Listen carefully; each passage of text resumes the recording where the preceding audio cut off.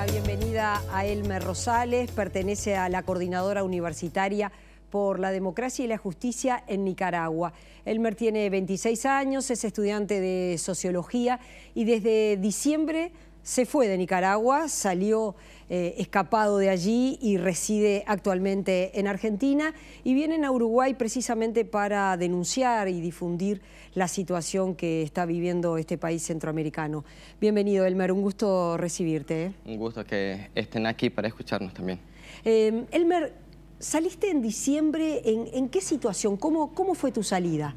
Sí, en ese momento había un reflujo de la movilización que había sido producto del terror de Estado que el gobierno de Ortega y Murillo estaban implementando en Nicaragua, y había persecución selectiva a los diferentes liderazgos que han estado participando en las movilizaciones, que es una característica importante que ha tenido el movimiento, que en un inicio comenzó por un incendio en una reserva biológica en Nicaragua y que luego fue por la pensión reducida y una serie de ajustes jubilatorios y laborales que el gobierno estaba implementando a razón de un pedido del Fondo Monetario Internacional.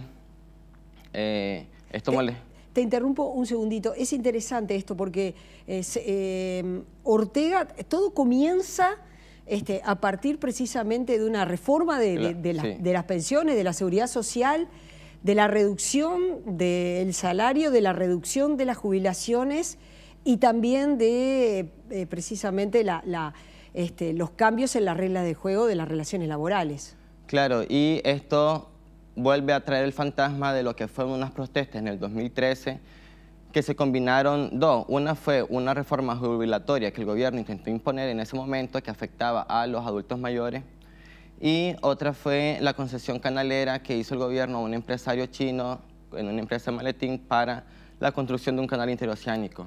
En esos momentos, tanto los adultos mayores como la juventud protestando en contra de dicho ajuste y el campesinado en el campo también luchando por sus tierras, al igual que pueblos indígenas, por esa concesión que tenía objetivo expropiar los recursos de las reservas que ahí se encuentran, que son muy ricas. Y además todo el bagaje histórico que está en nuestros cuerpos acerca de la represión gubernamental sistemática que ha implementado Ortega para imponer las reglas que ha querido en el juego. Sí, tú decías Ortega, que es el presidente, pero decías Ortega y Murillo, que es su esposa, Rosario Murillo, con quien y hoy en día que es vicepresidenta, claro, con quien ejerce el poder.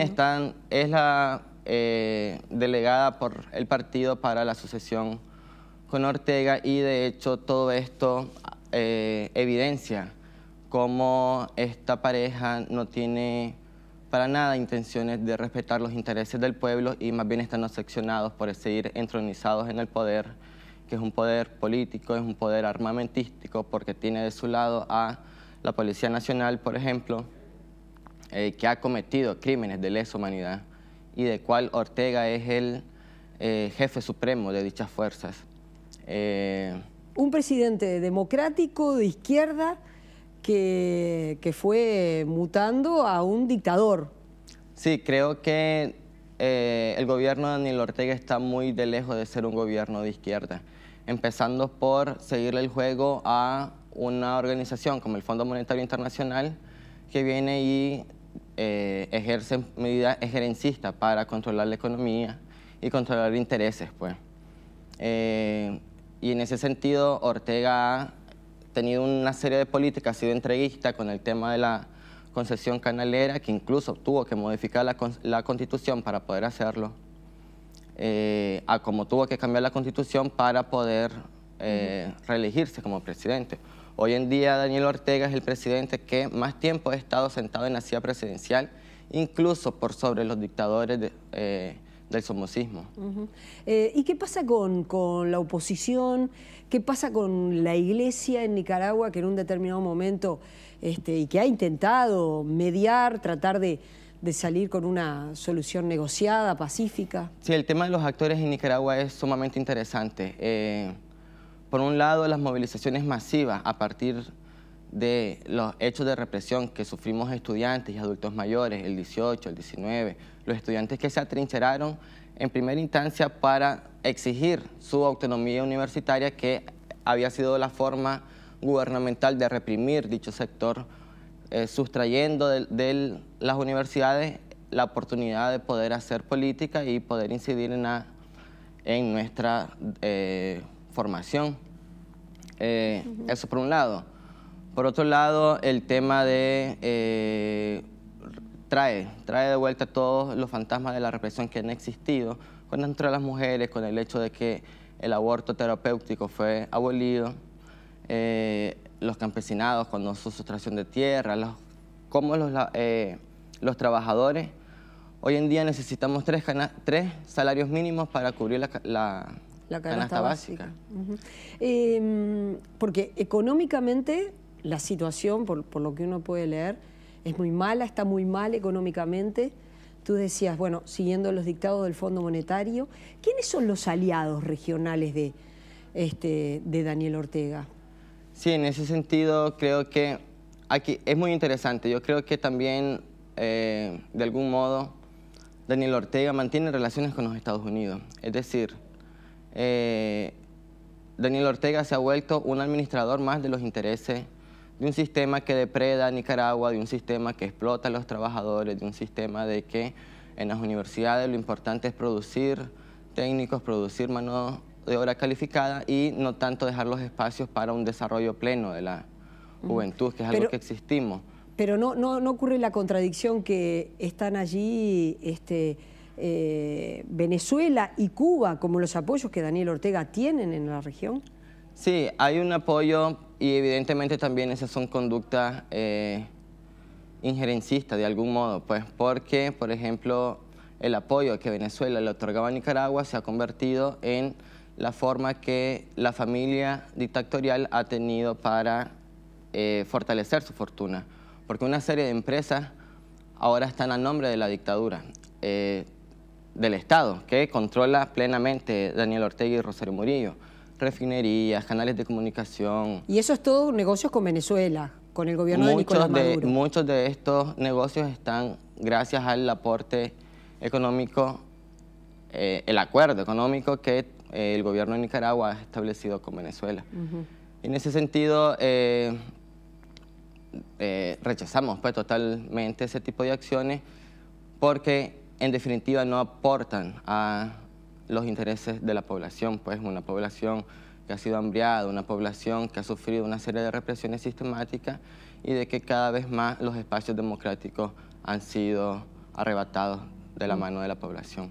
Y en tu caso, como el de otros, saliste escapado de Nicaragua, estás en Argentina. ¿Cuál es el estatus que tenés en Argentina? Sí, en Argentina estamos solicitando refugio.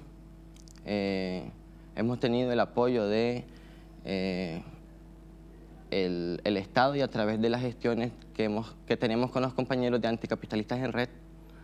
Y bueno, estamos ahorita en ese proceso y Anticapitalistas en Red ha sido una organización que en ese sentido nos ha apoyado pues, en cuanto a la subsistencia y han mantenido una campaña internacional permanente desde que inició la crisis en Nicaragua.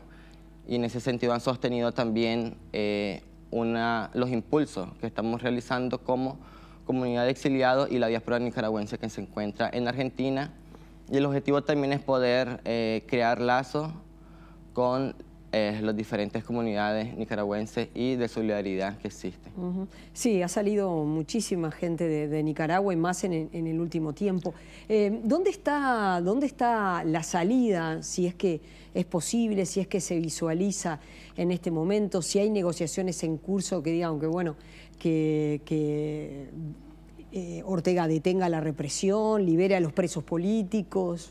Sí, hoy en día los números de la represión son sumamente alarmantes. Tenemos casi 800 presos políticos según listas del Comité Pro Liberación de Presos y Presos Políticos, que es un comité de los familiares de los presos. Según la asociación AMA, la Asociación Madres de Abril, la cifra de asesinados asciende casi los 500 personas. Y esto es por números confirmados de la Asociación Nicaragüenses Pro Derechos Humanos. Por otro lado, la Comisión Interamericana de Derechos Humanos dice que han confirmado al menos 350 asesinados a manos de la dictadura y califican dichos actos como crímenes de lesa humanidad. Ante esa lógica, nosotros creemos que no es posible una negociación con la dictadura sobre los intereses de nuestros hermanos que han sido apresados y que hoy en día siguen protestando en las cárceles del régimen, y tampoco que podemos negociar sobre la sangre de nuestros hermanos asesinados que ocuparon armas de guerra de tipo largo, ofensivas, y estaban dirigidos a matar, o tenían precisión. Los disparos se daban en la cabeza, en el cuello y en el pecho. Tenemos casos como niños de Álvaro Conrado, un niño de 16 años que estaba llevando agua a los estudiantes y a las estudiantes atrincherados en la Universidad Nacional de Ingeniería, y un perdigón le atravesó el cuello.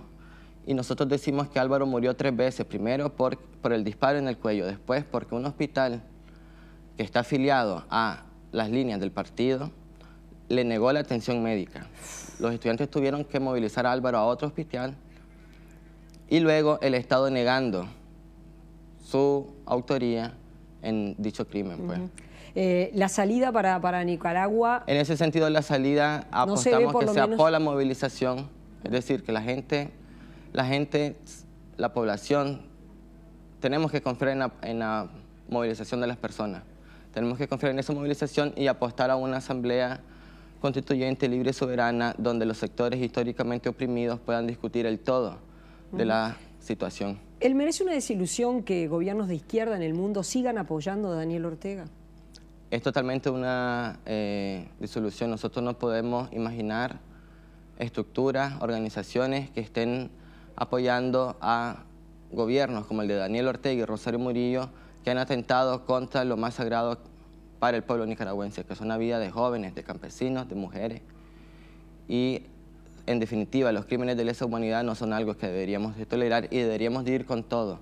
La comunidad internacional y la opinión pública deberían ir con todo contra los regímenes como Daniel Ortega y Rosario Murillo. Elmer, gracias por haber venido esta mañana, ha sido un gusto recibirte. Es parte de las movilizaciones que los nicaragüenses exiliados están haciendo en América Latina. Un gusto recibirte esta mañana.